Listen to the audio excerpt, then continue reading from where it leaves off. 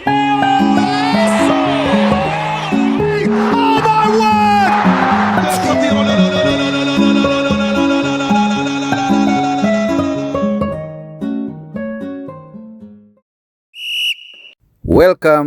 to my channel.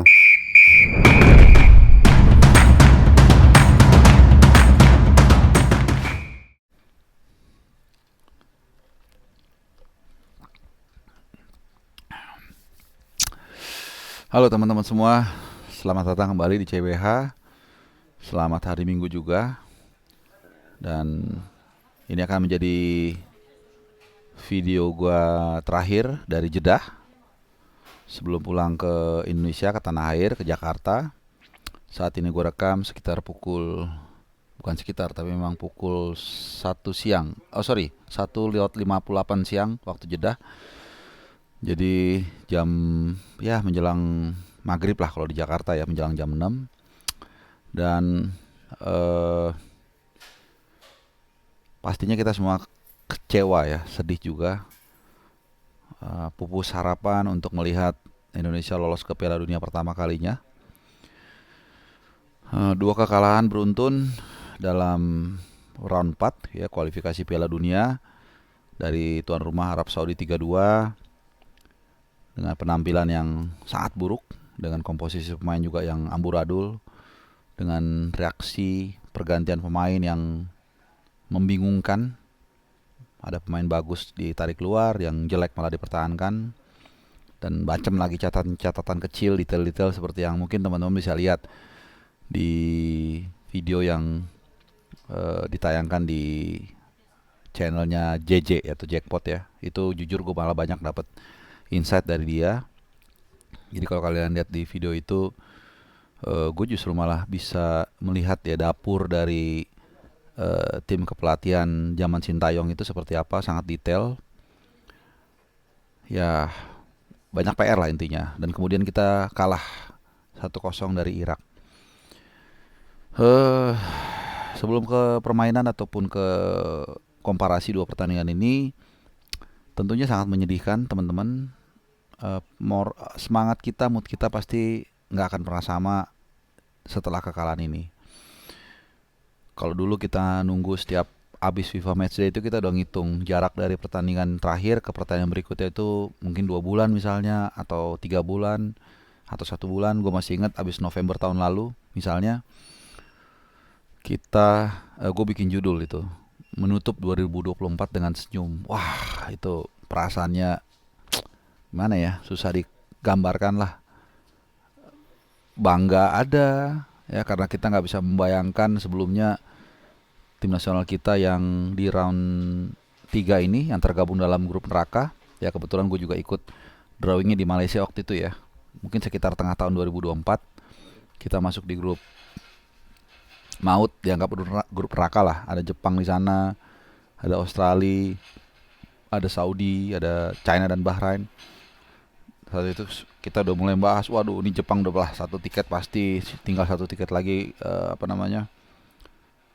jatah untuk otomatis lolos Piala Dunia. Dan kemudian tapi kita bisa menyelesaikan 2024 lewat gol brace-nya Marcelino di peringkat 3. Mimpi untuk lolos itu semakin terkatrol ya. Yang tadinya kita mungkin berpikir ini berat, kita bakal jadi lumbung gol. Ya nggak berpikir lah kita peringkat 3, mungkin kita peringkat 4, bisa-bisa 5. Bahkan juga ada yang berpikir ya 1-2 kita akan jadi juru kunci. Ternyata ya kita dikasih harapan. Dan ya kemudian ada turbulence, pergantian pelatih dari Sintayong ke Patrick Kluivert, yang menurut gua itu adalah keputusan terburuk yang diambil PSSI ya. Dan terbukti pelatih yang baru tidak bisa atau tidak banyak memberikan impact terhadap permainan kita. Ada 1-2 memang yang bagus, harus diakui. Salah satunya, mungkin satu-satunya bahkan, yaitu dirubahnya Verdong menjadi DM. Itu mungkin salah satu yang harus kita akui juga cukup bagus. Tapi sisanya menurut gue tidak ada perbedaan, bahkan lebih banyak declining atau mundur. Seperti itu ya. memasuki 2025, ya tadi itu kan jauh jarak ya teman-teman, dari November ke Maret. Itu excitement kita luar biasa menyambut pertandingan ke Australia. Kebetulan gue juga saat itu udah apa ya, udah pengen ke Australia juga lah intinya itu. Karena dulu udah pernah ke Australia tapi lama banget, mungkin 20 sekian tahun yang lalu. Jadi dan ada teman-teman juga dari Garuda Australia yang sangat luar biasa menyambut. Gue juga diajak untuk ngabuburit bareng. Itu udah kebayang suasananya sih, perfect banget ya. Em, Ya kita guyup lah di tengah semua dan pro dan kontra, kita guyup ya kan. 3 pertandingan kita jalani dengan cukup baik lah, lumayan lah hasil, secara hasil ya, walaupun permainan biasa-biasa aja, tapi it's okay. Dan kemudian ada ya beberapa oknum federasi yang mengeluarkan statement yang memecah belah ya, membentur-benturkan dua kubu, dan inilah semakin apa ya, jadi setback lagi. Suasana tadi yang sudah adem, kita sudah guyup sama-sama. Gue beberapa kali juga menggaungkan untuk kita lebih bergandengan tangan lah, nggak usah kita seperti pemilu kan teman-teman gitu ya, beda pilihan, selesai pemilu ya, yang berkelahi itu udah salaman, bahkan udah berkoalisi, tapi di bawahnya masih ke bawah-bawah terus. Nah itu yang waktu itu gua gaungkan untuk jangan seperti itu, dan lumayan ya. Di Australia kita sama-sama ada acara ngabuburit waktu itu. Lo ada Bang Effendi Ghazali, ada uh, ada Ilan Alkatiri dan lain-lain lah. Itu enak banget suasananya. Tapi ya itu tadi ada setback lagi. Kemudian Patrick Kluivert juga mulai ngaco strateginya, mulai manggil pemain yang gak jelas, ya kan. Mark Locke, ya kan. Mark Locke mungkin di Liga Super League oke, tapi untuk untuk timnas ya menurut gua udah selesai. Dan akhirnya terjawab ya kenapa Sintayong nggak manggil dia. Ya sebenarnya ada satu alasan yang agak kurang apa ya, gua aja agak nggak enak lah ngungkapinnya, dan itu terulang lagi. Ya kalian mungkin bisa nyimpulkan sendiri, kalau nggak bisa ya mohon maaf ya. Terus mulai terlalu banyak gimmick-gimmick lah, koar-koar, sepak bola menyerang begini begini begitu, hasilnya nol besar, dan dikritik juga nggak mau. Ya media-media juga dibungkam sedemikian rupa, terlalu banyak pencitraan, ya hasilnya begini, ya kan. Em, Kemarin kita bisa lihat juga teman-teman ya, di 2 pertandingan tersebut, terutama di pertandingan lawan Saudi itu hancur banget ya, kacau balau. Ya semua orang tahu kok bagaimana buruknya penampilan kita, komposisi pemain, reaksinya nggak ada. Ditambah lagi ada beberapa kesialan, dan kalau ngeliat permainannya sebenarnya Saudi juga nggak terlalu spesial. Mereka lebih gerasa kerusuk, banyak mengandalkan aksi individu, memberikan mereka begitu banyak atau luas ya space untuk meneror kita. Dan akhirnya kita kalah 3-2, yang seharusnya at least kita bisa imbang. Menurut gua ya. Kalau kita imbang, kita akan membuat Saudi hanya 1 poin, dan kita dapat 1 poin plus menatap pertandingan Irak dengan optimisme. Tapi itu tidak terjadi. Lawan Irak kita jauh lebih bagus, tapi penontonnya nggak bagus. Ya lempar air lah, botol lah, yang akhirnya membuat kita yang lagi ngejar gol juga terhambat kan. Ya mohon maaf, kita juga harus fair nilai. Ya nggak semua penonton, tapi ya lumayan banyak juga yang lempar. Kalau 1-2 mungkin oke lah oknum. Ya ini kan ya sorry, bodoh dan memalukan ini. Nggak berpikir kalau mau lempar botol, let's say emosi ya setelah pertandingan lah, nggak mengganggu juga. Sejelek-jeleknya seperti itu ya, bukan gua ngajarin. Ini kan bodoh. Itu kan jadi lama tuh pertandingannya, jadi terhalang apa ya, sequence-nya, ritmenya yang lagi bagus, lagi kita neken, itu jadi hilang kan, bodoh kan. Dan gue tidak lagi-lagi teman-teman, gue tidak mau terseret ya buzzer-buzzer, hashtag-hashtag yang mengatakan AFC mafia lah, wasit mafia lah. Coba tengok diri kita sendiri, kok bisa peluang crossing dari Eliano itu melambung sementara Ole sudah nunggu? Kok bisa tendangan dari Kevin Dix hanya pelan seperti itu, kita sendiri juga nggak memanfaatkan peluang, tapi kita kemudian cari, "Oh, wasit lah salah, inilah salah." Selalu begitu mentalitinya. Kalau orang bilang itu sore loser, udah kalah terus nggak gentleman. Ya oke lah, ada satu dua keputusan wasit yang kontroversi, tapi juga kadang-kadang juga ada yang nguntungin, kasarnya menguntungin kita juga sebenarnya. Jadi nggak ada yang terlalu fatal, bukan yang seperti siapa tuh yang wasit botak dari mana ya, dari Oman apa mana tuh yang lawan kita Bahrain itu oke lah, gue setuju kalau itu memang tuh nggak bener lah, banyak bener-bener itu gue setuju kalau itu, tapi juga nggak ngelempar botol juga kan. Nah balik lagi ke permainan deh ya, permainan kita juga sebenarnya lebih bagus di laga kedua kan.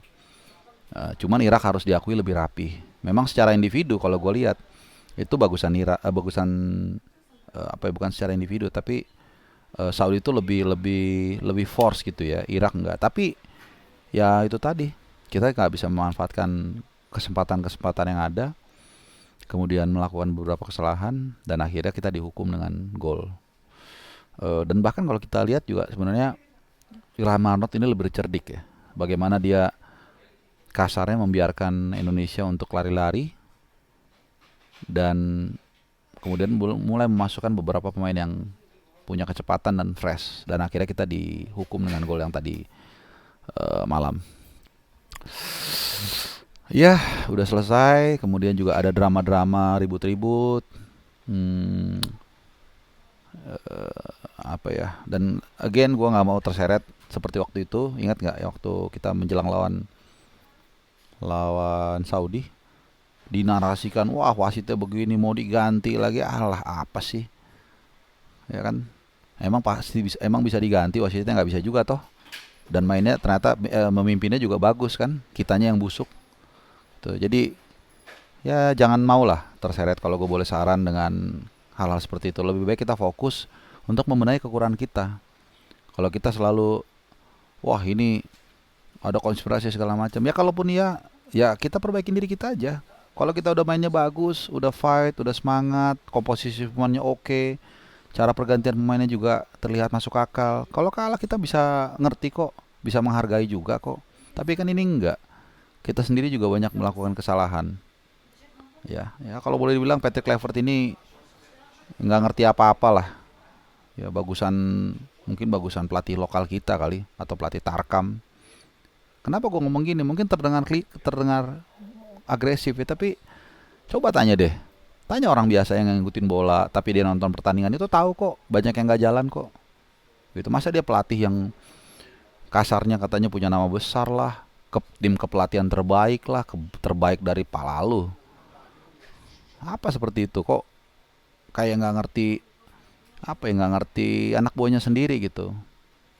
Kalau kata Sun Tzu itu, ketahuilah dirimu dan juga musuhmu, maka kamu akan memenangkan 1000 pertempuran. Dan ini diri sendiri aja nggak tahu. Kalah juga nggak ke tribun, nggak ada respectnya, nggak ngerti apa yang harus dilakukan. Itu kan attitude yang sangat mendasar. Bahkan kalau udah zaman dulu, kapten kapal itu, kalau kapalnya tenggelam dia harus mati sama kapalnya itu, dan orang terakhir yang harus ada di situ. Segitunya. Tapi kan dia juga nggak akan mati kalau dia samperin fans. Dan gua rasa ya walaupun publik kecewa, ya kalau dia menunjukkan respect ya orang pasti akan respect juga. Dan gak heran akhirnya nama Sintayong bergema di Stadion King Abdullah Sport City. Ya 3 huruf yang selalu menghantui federasi yang penuh dengan ego, mengepentingkan egonya, memuaskan egonya, tapi mengorbankan mimpi 280 juta rakyat Indonesia. 3 huruf itu jadi simbol perlawanan terhadap kesewenang-wenangan, terhadap arogansi juga dari federasi yang merasa dirinya sedang di atas angin. Yang meliput pun dipersulit, padahal kita meliput dengan biaya sendiri, yang mungkin untuk nutup tiket pesawatnya aja nggak cukup. Ya tapi seperti itu. Artinya harus ada pembenahan, harus ada perbaikan, ada komunikasinya, jangan nantang sana sini, ngajak berantem sana sini, kan gitu kan. Ya teman-teman, oke. Ya kalau nggak diberhentikan, kalau gua nggak stop ini nggak habis-habis ya. Sumpah serapah keluh kesah, dan mudah-mudahan kita tetap semangat walaupun nggak akan sama semangatnya. November nanti kita nggak tahu apakah ada FIFA Matchday. Yang pasti yakin pasti akan jauh excitementnya. Apa boleh buat, itu yang kita rasakan semua kan, bukan kita mau. Pasti itu kita akan beda. Dulu nggak sabar kita ngitung hari kita kalau mau main tuh, aduh kapan main lagi, sampai gue nggak pernah nonton tim kesayangan gue Arsenal, sampai lupa dulu ada Fran Merino udah masuk ke Arsenal, gue nggak tahu. Saking cintanya dan saking kita rindunya untuk nonton timnas. Mau harga 50 juta juga mungkin tiketnya diludes dijual itu. Apalagi kalau lolos Piala Dunia. Cuman ya apa boleh buat. Dan pemain kita juga sudah mulai tergerus usia. Ya, Tom Hay sudah 30, Joao Pelopessi 31. Terus siapa lagi? Sandy Walsh juga nanti 3 tahun lagi lah waktu kualifikasi Piala Dunia, usianya juga udah kepala 3. Ya, harus ada evaluasi dari sekarang. Dan jangan hanya timnas, semua diperhatikan. Liga 1, grassroots, semuanya. Ya, media PSSI juga nih membangun tembok yang tebal dengan awak-awak media, mengeksklusifkan konten, terlalu cari duit ya. Ya boleh cari duit, cuman jangan keterlaluan. Gitu teman-teman ya. Oke, udahlah, nanti gue banyak dosa kalau kebanyakan ngomong. Ya kalau mohon maaf juga kalau gue ada salah-salah kata, pasti nggak mungkin semua gue bisa memuaskan kalian, dan mohon maaf juga kalau ada yang mungkin ya dianggap gue kurang pantas dalam menyajikan informasi buat teman-teman.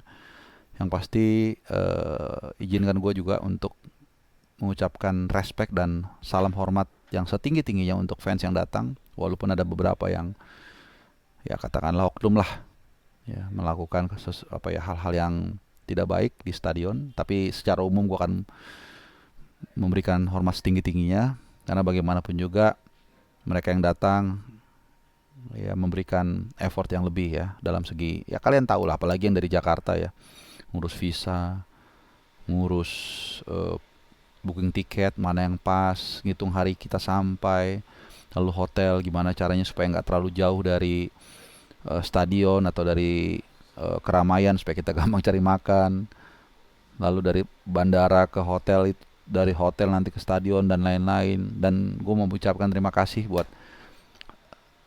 teman away gue ya, gak usah gue sebutin namanya, mungkin inisialnya aja ya. Ada H, ada V, ada M, ada siapa lagi, ada G, ada J,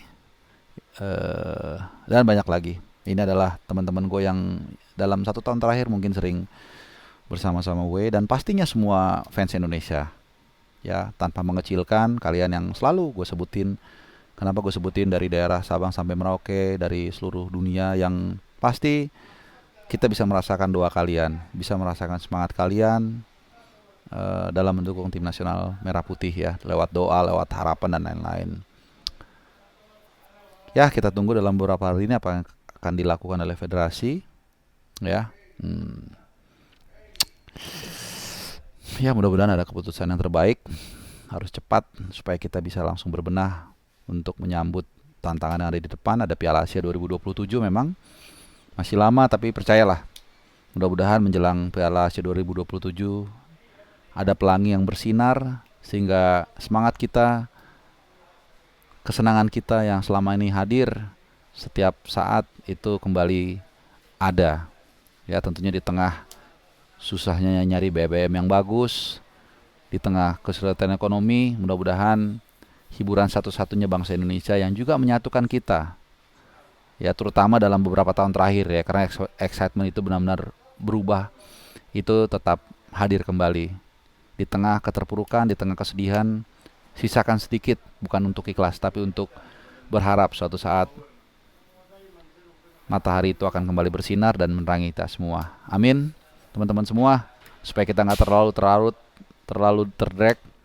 Sekali lagi gue bilang terima kasih buat dukungan kalian, buat support, buat kritik kalian, bahkan buat hujatan kalian. I honestly say thank you. Yang terbaik buat kalian. Jaga kesehatan teman-teman, supaya mudah-mudahan suatu saat lagi kita akan bisa ngelihat timnas main di Piala Dunia. Adios.